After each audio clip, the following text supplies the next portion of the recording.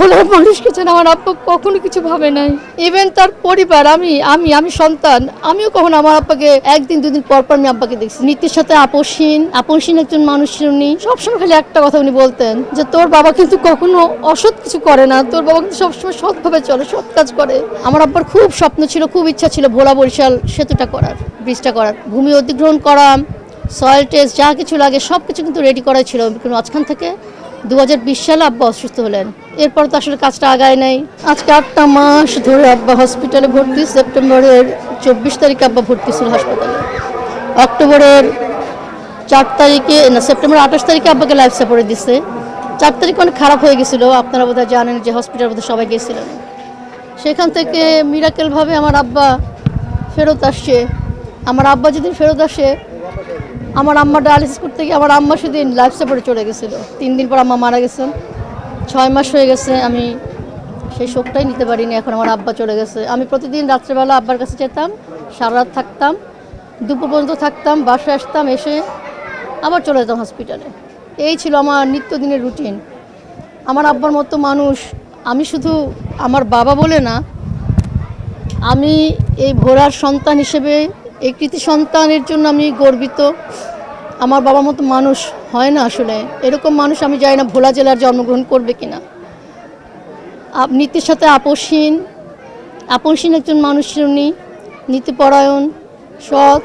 সবসময় খালি একটা কথা উনি বলতেন যে তোর বাবা কিন্তু কখনো অসৎ কিছু করে না, তোর বাবা কিন্তু সবসময় সৎভাবে চলে, সৎ কাজ করে, নীতির সাথে আপোষ করে না, তুই তো বাবার নিয়ে গর্ব করতে পারিস। সবসময় আমার আব্বাকে বলতে হয়। আমি আমার আব্বার অনেক কিছু আমি চেষ্টা করে অনুসরণ করা, হয়তো ওনার মতো আমি কিছু করতে পারবো না। আমি আমার আব্বার যা স্বপ্ন, আমাদের বৃদ্ধাশ্রম একটা আছে বা আব্বার ফাউন্ডেশনটা আছে, হসপিটালটা করছিলেন, জাস্ট এই কটা জিনিস আমি আব্বার যেটুকু স্বপ্ন আছে আমি চেষ্টা করব। আপনারা সবাই দোয়া করবেন, আল্লাহ যেন আমাকে সবসময় সহায় থাকেন। আমি একা মানুষ, একাই পথ চলতে হবে আমাকে। আর আমার ভোলার যারা আছেন আপনাদের সবার সহযোগিতা থাকে, আমার ইনশাল্লাহ আমি পারবো আমার আব্বার স্বপ্নগুলোকে পূরণ করতে। আমার আব্বার খুব স্বপ্ন ছিল, খুব ইচ্ছা ছিল ভোলা বরিশাল সেতুটা করার, ব্রিজটা করার। আব্বার জন্য ভূমি অধিগ্রহণ করা, সয়েল টেস্ট যা কিছু লাগে সব কিছু কিন্তু রেডি করা ছিল। কিন্তু মাঝখান থেকে 2020 সালে আব্বা অসুস্থ হলেন। এরপর তো আসলে কাজটা আগায় নাই। হয়তো ভোলার অনেকের হয়তো একটু মনে কষ্ট আছে এটার জন্য, আমাদের গ্যাস আছে।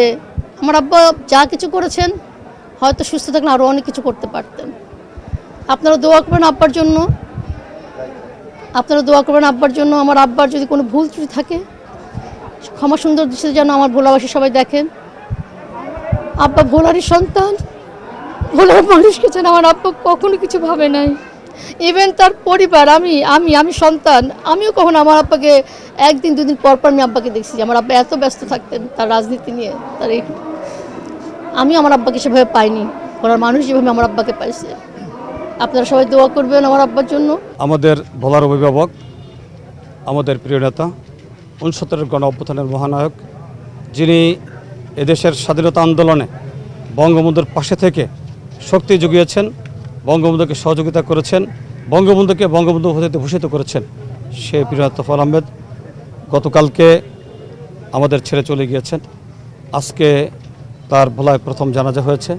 সেই জানাজায় লাখো লোকের উপস্থিতি প্রমাণ করে তিনি যে আসলে রাষ্ট্রীয়ভাবে যেমন সফল, তেমনি ভোলার মানুষের সেবা করতে গিয়েও তিনি ভোলার মানুষের কোনো দলের হিসাব করেন নাই, বর্ণের হিসাব করেন নাই। তিনি সবার নেতা ছিলেন, তিনি সবার মন্ত্রী ছিলেন, তিনি সবার নেতা ছিলেন।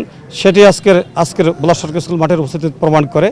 আমরা আজকের এই বিদায়ের দিনে আমরা সারা দেশের মানুষের কাছে, বিশেষ করে আমাদের ভোলার মানুষের কাছে আমরা আহ্বান জানাবো, আমরা আমাদের প্রিয় নেতার জন্য দোয়া করব।